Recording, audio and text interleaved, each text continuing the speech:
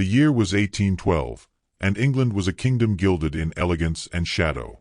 The wealthy and well-born moved like constellations across polished marble floors, their every gesture measured, their smiles sharp as silver. Among them stood Lady Juliana Merrick, a name once spoken with admiration across drawing rooms from London to Bath.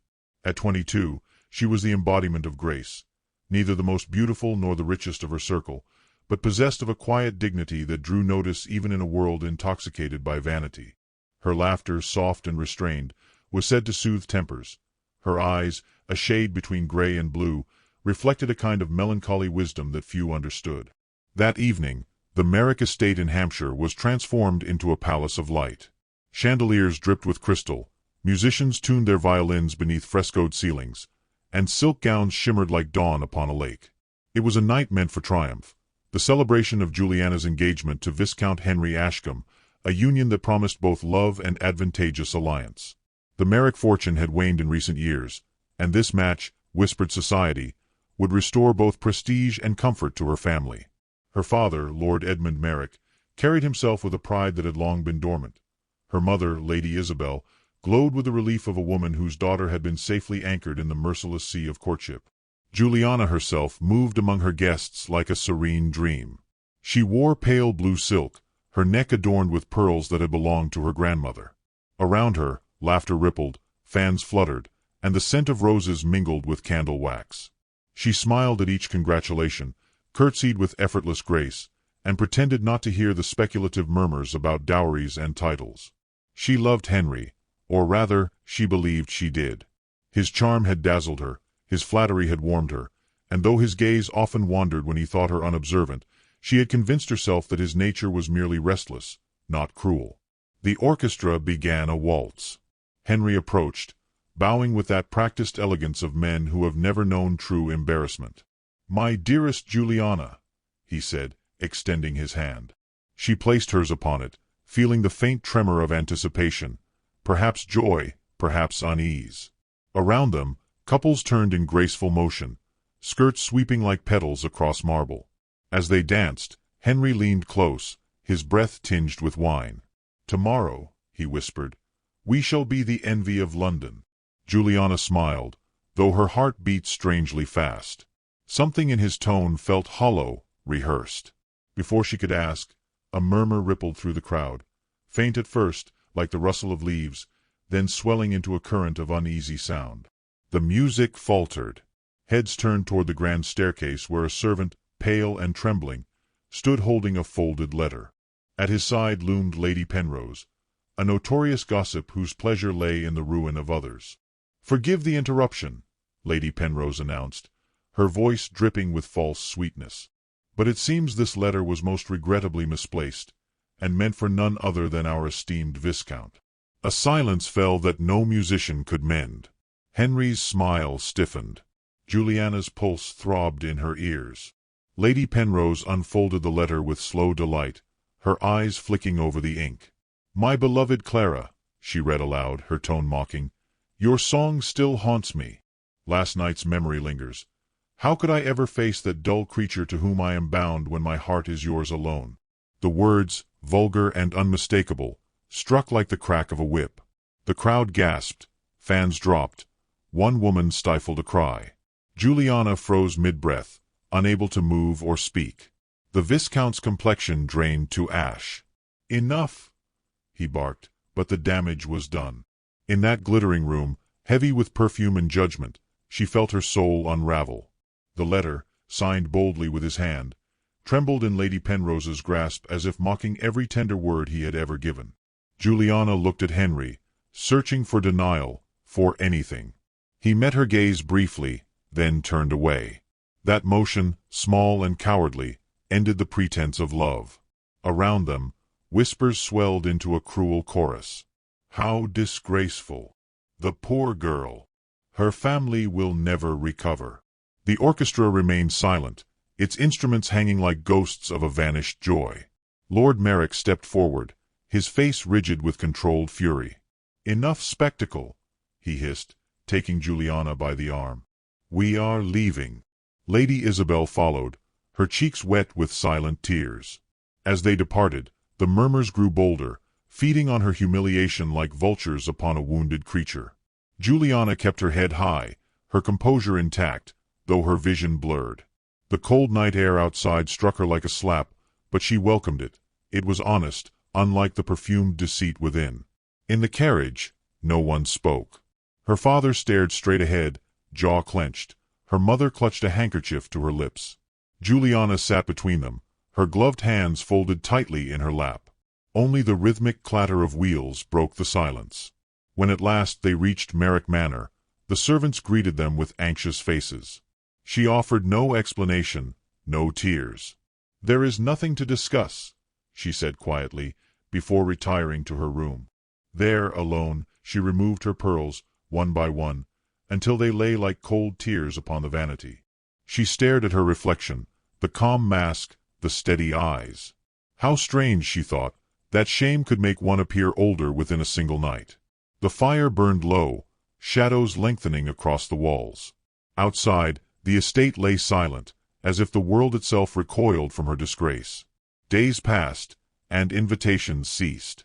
Former friends suddenly remembered distant obligations. The Merrick's name, once spoken with respect, became a cautionary whisper in salons and tea-rooms. Juliana bore it all with outward calm, though inwardly she felt hollowed, emptied of faith. She had not only lost love, but the illusion that society's admiration was anything more than conditional mercy. Yet beneath that quiet despair flickered a strange resolve. Humiliation, she discovered, could cleanse as well as wound. She began to walk the gardens at dawn, when frost still silvered the hedges. The solitude steadied her. Each morning she told herself she would endure, that even in disgrace she would not become bitter. And though her parents spoke little of the future, she sensed in her father's silence a gathering desperation. The family's finances were dwindling. Without a powerful alliance, ruin loomed nearer than gossip itself. One evening, as she sat by the window watching the last light fade, her mother entered quietly. "Juliana," Lady Isabel said, her voice gentle but strained, "your father has received a proposal." Juliana turned, startled. "From whom?" Her mother hesitated, eyes downcast. "From a man of standing. The Duke of Ravenshire." Juliana blinked. She had heard the name whispered before. An elusive nobleman, wealthy beyond measure but hidden from society since the carriage accident that had, they said, left him blind and scarred. "Why me?" she asked softly. "Because," her mother said, "he seeks a wife of dignity, not vanity. And because we cannot refuse him." The words hung heavy between them. Juliana looked again to the darkened gardens, her reflection merging with the night beyond the glass. Her heart did not stir with hope, nor rebellion, only a weary acceptance that her life no longer belonged to her choosing. "Then it is decided," she murmured. And though she smiled faintly, the gesture held the sadness of a candle's final flicker, a light determined to burn, even as the darkness crept closer. The weeks that followed were veiled in silence, as if Merrick Manor itself mourned. Curtains stayed drawn, mirrors covered, and the once lively sound of guests had been replaced by the ticking of clocks and the echo of restrained footsteps. Lady Juliana Merrick moved through her days with the grace of habit but none of its joy. In the mornings, she walked the frost-touched gardens. In the evenings, she read by the hearth though the words rarely sank in. The betrayal had carved into her not with fury, but with a slow ache of disillusionment. She did not despise Henry Ashcombe, she pitied him. For a man who valued appearance over integrity was not wicked, merely hollow. Yet pity did little to repair what had been broken. Her parents suffered quietly. Lord Merrick, whose pride had been the spine of their household, grew increasingly drawn to his study and its endless accounts. Letters arrived daily from creditors, their polite threats written in ink darker than civility could conceal. The scandal had closed every door that might have rescued their name. Lady Isabel pretended composure, but at night her sobs carried faintly through the walls. Juliana heard them and said nothing. She had become the silent center of her family's misfortune, a role she bore as both punishment and duty. Then, one gray afternoon, a carriage bearing the Ravenshire crest arrived at the manor. It gleamed black against the mist, its arrival so abrupt that even the butler faltered. Lord Merrick, summoned to the drawing-room, emerged an hour later pale and trembling, the ghost of defiance gone from his face. He summoned Juliana at once. When she entered, he stood by the window, hands clasped behind his back. "Juliana," he said, voice measured yet heavy, "I have received an offer. It is not one I sought, but it must be considered." She studied him carefully. From the Duke of Ravenshire. It was not a question. Her father turned, startled by her composure. "You have heard of him, then?" "Whispers only," she replied. "That he is rich beyond reason. That he is blind. That he keeps to himself." Lord Merrick nodded. "All true, or so it is said. Yet his proposal is clear. He seeks a wife of discretion and good lineage. He offers a generous dowry and will settle your debts in full." His voice faltered. "He offers redemption, Juliana. For all of us." The word redemption struck her not as salvation but as surrender. "And what does he seek in return?" she asked quietly. Her father's eyes softened. "Respect. Companionship. Perhaps understanding. He was once a man of society, before the accident that cost him his sight and much of his spirit. Few have seen him since. But his fortune remains vast, and his name untouched by scandal." Juliana turned toward the rain-streaked window. The countryside stretched gray and distant beyond the glass, the fields barren, the trees skeletal against the winter sky. "And I am to be the offering that mends your ruin," she said, more to herself than to him. Lord Merrick flinched. "I will not pretend this is what I would wish for you, my child. But the world is not merciful. I cannot protect you from its judgment, only from its hunger." That evening, her mother entered Juliana's room with the Duke's letter, a formal, elegant document sealed with black wax. The handwriting was bold, unornamented. "I seek no affection where it cannot freely grow," it read, *, nor submission where dignity must live. "I require only honesty, and in return I offer constancy." There was no flattery, no attempt at charm. Juliana read it twice, sensing a strange integrity in its restraint. The wedding was arranged within a fortnight. Society murmured that the fallen debutante had found refuge in pity, that the blind Duke desired a wife he need never see. Invitations arrived, but few attended. The ceremony was quiet, held in the Merrick's chapel beneath the somber eyes of stone angels. Juliana's gown was simple ivory silk, her veil thin enough to let the winter light fall across her face. When the vows were spoken, she felt neither joy nor despair, only a calm acceptance, as if fate had chosen her long before she understood its design. The Duke did not lift his mask during the ceremony. His presence was tall, composed, his voice rich yet distant. When he took her hand, his touch was steady, neither hesitant nor warm. "You have my word, Lady Juliana," he murmured as they signed the register. "You shall find no cruelty in Ravenshire Hall." The words, though formal, held an unexpected gentleness that lingered with her as she stepped into the carriage that would carry her to her new life. The journey stretched long through a countryside cloaked in fog. She watched the landscape blur past, bare oaks, stone bridges, and the occasional flicker of a cottage window. Her parents' figures faded in the distance until only memory remained. Ravenshire Hall appeared at twilight, vast and severe against the fading sky. Ivy climbed its walls like veins of shadow. Torches burned at the gates, their flames fluttering in the damp air. Inside, servants waited in silence, bowing deeply as she entered. Their eyes held curiosity tinged with reverence, for few had seen the mistress of Ravenshire before this night. The Duke greeted her in the great hall. He wore a dark velvet coat, and across his eyes lay a black silk band. The mask concealed all expression, yet his posture conveyed quiet command. "Welcome to Ravenshire," he said, voice low but distinct. Juliana curtsied. "I thank you, your grace." He studied her, not with sight, yet with an awareness that unsettled her. "You are tired. Supper will be sent to your chambers. We may speak in due course." She inclined her head, uncertain whether to feel relieved or dismissed.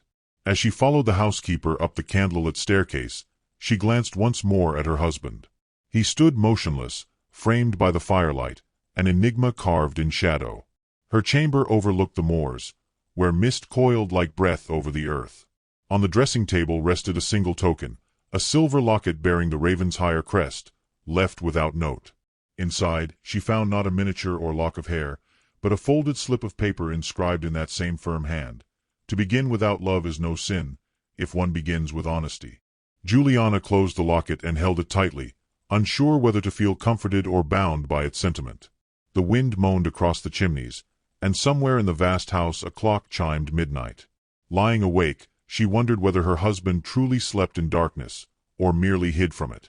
In that thought lingered a flicker of curiosity, faint yet undeniable.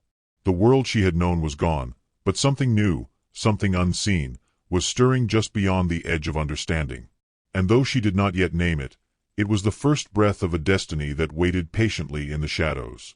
The days at Ravenshire passed in an unfamiliar rhythm, quiet as snowfall and twice as isolating. The great house seemed built for silence. Its corridors stretched endlessly, hung with portraits whose painted eyes followed Juliana wherever she went. Servants spoke in hushed tones, moving with the practiced grace of those who had long served a master who preferred solitude. Though her husband, the Duke, treated her with unfailing courtesy, his presence was as elusive as mist. They dined together at opposite ends of a vast mahogany table, exchanging polite words that revealed nothing of feeling. He asked after her comfort, her meals, her walks in the garden. She answered with composure, though every conversation felt like the rehearsal of strangers playing at civility. Yet she found herself observing him closely. His movements betrayed a precision inconsistent with blindness. He never stumbled, never misjudged distance. His hand found the wine-glass without hesitation. His steps fell in perfect rhythm with the layout of every room. Once, she caught the faintest shift of his head toward the sound of her laughter, so slight she might have imagined it. Still, suspicion took root, fragile, persistent, like ivy creeping along stone. At night she wrote in a small journal, her only confidant. He is kind, yet distant.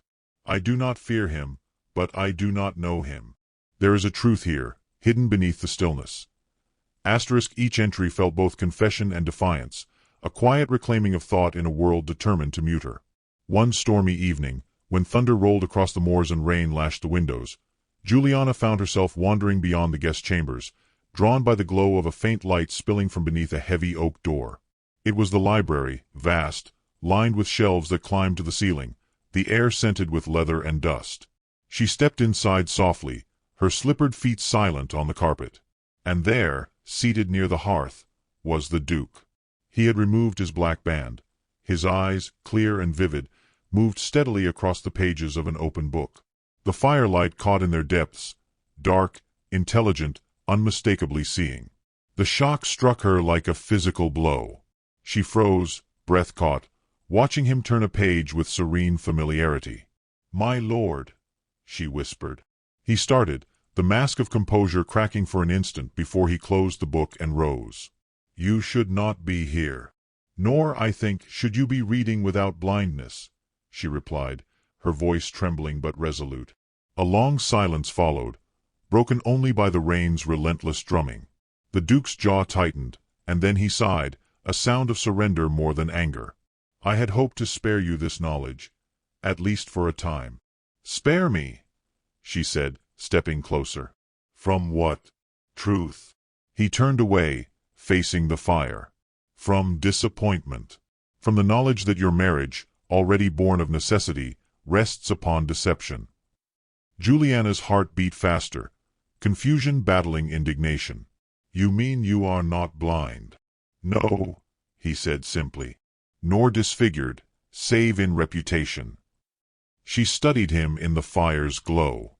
The rumors had spoken of scars, yet his face was striking, strong, thoughtful, touched by melancholy rather than disfigurement. "Then why this pretense? Why cloak yourself in pity?" He met her gaze at last. "Because pity is safer than envy, my lady. Because a man pursued for his title learns to fear admiration more than contempt." The words, though calmly spoken, carried a bitterness that unsettled her. He continued, his tone quiet but intense. "5 years ago, a carriage overturned upon the Dover road. My friend was killed. I lived.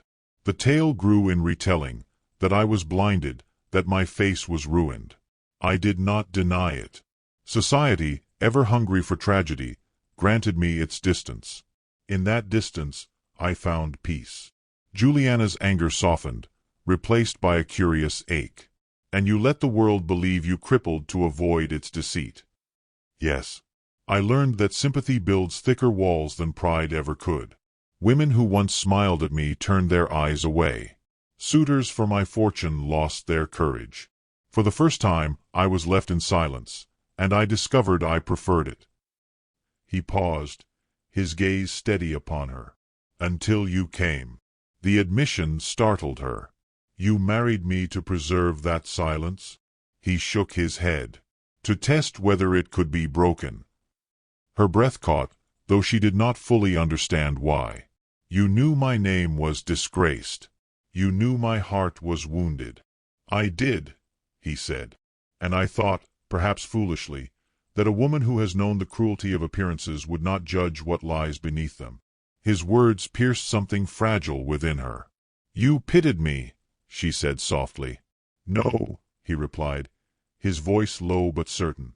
I admired you. I watched the world cast you aside, and you neither begged nor cursed it. You bore your ruin with dignity. That, Lady Juliana, is rarer than beauty and far more dangerous.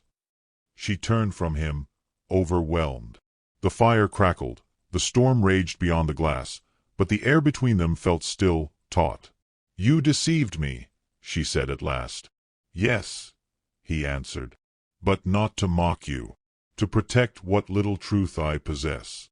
I have lived too long among masks, and I had hoped, perhaps selfishly, that ours might fall together. Juliana's eyes stung, though no tears fell. You might have trusted me. I do now, he said simply. Something in his tone, unvarnished, without plea, broke the tension. She regarded him in silence, seeing not the reclusive duke the world whispered about, but a man exiled by his own caution. His secret no longer repelled her. It drew her in, a mystery whose resolution promised not scandal but understanding. She stepped closer, her voice quieter now. And what do you wish me to do with this truth? Whatever you will, he said. Condemn me, leave me, expose me, it is yours to decide. I ask only that you speak honestly, as you have tonight. She studied him, searching for cruelty and finding only weariness. I shall not expose you, she said finally. The world would not comprehend what it cannot name. But neither shall I pretend ignorance. His mouth curved faintly, not quite a smile. Then we are equals at last. They stood there, two souls stripped of pretense, the storm's rhythm echoing like a heartbeat through the walls. For the first time, she saw in him not mystery but reflection, a solitude that matched her own. When she left the library, dawn was breaking, pale light filtering through the clouds. She paused at the doorway, glancing back. He remained by the fire, the discarded band of silk lying beside his book. For the first time, his expression was unguarded, and in it she read both relief and fear, the fragile hope of a man who had dared to be seen. Juliana returned to her chamber with her heart strangely light. The truth, she realized, had not shattered her world, it had merely stripped it of illusion. And though uncertainty still lay ahead, she no longer walked in ignorance. Somewhere within the vastness of Ravenshire, trust had begun to bloom, not sudden or wild, but deliberate, like the first blossom that defies the frost. She lay awake until morning, listening to the dying storm, and knew that the life she had entered as a bargain was quietly becoming something else. Something neither pity nor duty could explain. It was not yet love, but it was its beginning. The year was 1813, and spring unfurled across the English countryside like a sigh of relief.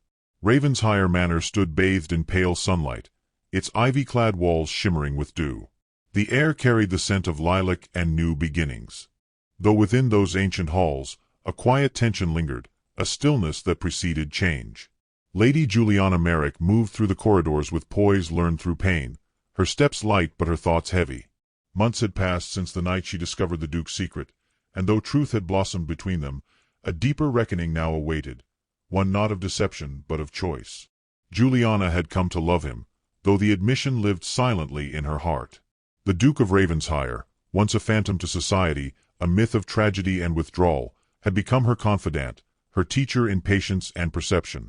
Beneath his calm reserve, she had found warmth, wit, and a gentleness that belied the rumors of his coldness. Yet he remained haunted by the same society that had broken them both. The question that loomed between them was simple yet immense. Would they continue to live in retreat, or face the world that had scorned them? That morning, as sunlight streamed through the tall windows of the breakfast room, the Duke set aside his newspaper and spoke without preamble. "London is stirring with speculation," he said quietly. "They are speaking of my recovery." Juliana's gaze did not lift from her teacup. "Recovery? As though you were ever truly broken." He smiled faintly. "In their eyes, I was. Blind, disfigured, ruined, whatever tale pleased them most." He paused, his voice softening. "I think it is time we stopped letting them tell it for us." The words settled between them like a dare. Juliana felt the world tilt, the safety of Ravenshire dissolving into uncertainty. "You would return to London? After all it cost you?" "I would return," he said, "because I refuse to live as a ghost. And because I will not have you live as one either." Her heart caught. There it was, the quiet declaration she had feared and longed for in equal measure. To step back into that glittering, merciless world meant reopening wounds that had only just begun to heal. Yet there was truth in his resolve. Hiding had been a kind of death. "If we go," she said carefully, "they will judge us both." He reached across the table, his fingers brushing hers. "Then let them. I have been judged by the blind long enough." The decision was made that day, though unspoken. The house erupted in preparation. Servants aired rooms long unused, polished silver dulled by years of neglect, and unpacked garments that had once dazzled the London season. For Juliana, the transformation felt like watching ghosts awaken. She had lived quietly for so long that the thought of candlelit crowds and whispered scrutiny seemed almost unreal. Yet beneath her apprehension, a strange strength took root, a conviction that she no longer feared their eyes. When they arrived in London weeks later, the city greeted them with restless curiosity. The Duke's townhouse in Mayfair, shuttered for nearly a decade, came alive with light once more. Invitations flooded in, thinly veiled demands to witness the return of the reclusive Duke and his mysterious wife. The gossip sheets called it the social resurrection of Ravenshire. Juliana read the words and smiled faintly. Let them come. The night of the ball arrived with opulent precision. Chandeliers blazed, violins soared, and the perfume of roses filled the air. Juliana stood at the top of the staircase, her gown of pale ivory glimmering softly against the dark wood. Below her, guests turned expectantly, faces painted with polite astonishment. The Duke extended his hand, dressed in black and silver, his bearing regal yet unpretentious. For a moment she hesitated, her pulse a quick drumbeat in her throat. Then she placed her hand in his and descended into the hum of society reborn. Conversation faltered. The whispers began like rustling silk, soft, then spreading, as realization struck. The Duke of Ravenshire was not blind, nor scarred, nor diminished. He was, if anything, more commanding than ever. His eyes, sharp and steady, swept the crowd without apology. Juliana felt the scrutiny pierce her, yet instead of shame, she felt something startlingly akin to triumph. Near the edge of the room, she glimpsed familiar faces from her former life. Among them, Viscount Henry Ashcombe, her one-time fiancé, watched in stunned silence, his charm curdled into bitterness. When their gazes met, she inclined her head gracefully. The Duke's hand tightened ever so slightly around hers, but he said nothing. Some victories required no audience. When the orchestra struck the first chords of a waltz, the Duke turned to her. "Shall we remind them how the living dance?" Her breath caught at the softness in his voice. "They are watching." "Then let them learn," he murmured, leading her to the center of the floor. The waltz began, a slow, sweeping rhythm that filled the hall. Around them, the crowd parted, forming a ring of silence and awe. Juliana followed his lead effortlessly, her gown trailing like moonlight. He guided her with quiet certainty, his gaze fixed on her as though the rest of the world had dissolved. In that moment, every whisper, Every cruel word ever spoken about them seemed to fade into irrelevance. What remained was movement, grace, and the quiet heartbeat of two souls who had found each other through ruin. As the music swelled, Juliana looked up at him. "You were right," she whispered. "We owe them nothing." He smiled, faintly but with warmth that lit his features. "No, my love. But perhaps, for once, we owe ourselves everything." The final note lingered in the air, trembling like breath before a confession. Applause broke out, hesitant at first, then thunderous. For the first time in years, the Duke did not bow his head. Juliana stood beside him, radiant and calm, her dignity reclaimed. Later, as the guests drifted to the terrace and laughter mingled with the sound of fountains, the Duke led her into the garden. Lanterns hung from the trees like captured stars, and a soft wind stirred the leaves. The world had turned vast and intimate all at once. "I used to fear the light," he said quietly, gazing at the horizon. "But somehow you made it bearable." Juliana's voice trembled, though not from fear. "I used to fear love," she confessed, "because I thought it demanded perfection. And now I see it only asks for truth." He reached for her hand, drawing her close. "Then let that be our promise, to never hide again from the world or from each other." She smiled through the sting of tears. "You have my word." Above them, the stars shimmered like witnesses to vows unspoken. The music from inside drifted faintly on the air, distant yet familiar. Juliana rested her head against his shoulder, feeling the steady rhythm of his heart. The night, the garden, the entire world seemed to pause in reverence. And there, beneath the endless sweep of the heavens, Lady Juliana Merrick and the Duke of Ravenshire found their peace, not in society's acceptance, but in their defiance of it. They had danced through scandal and silence, through rumor and revelation, and at last they stood unmasked. Theirs was not a perfect love, but an honest one, woven from pain, forgiveness, and the courage to be seen. And as dawn began to break beyond the rooftops of London, it seemed that even the stars bowed in quiet approval, their light softening as if to bless what had once been broken, now made whole.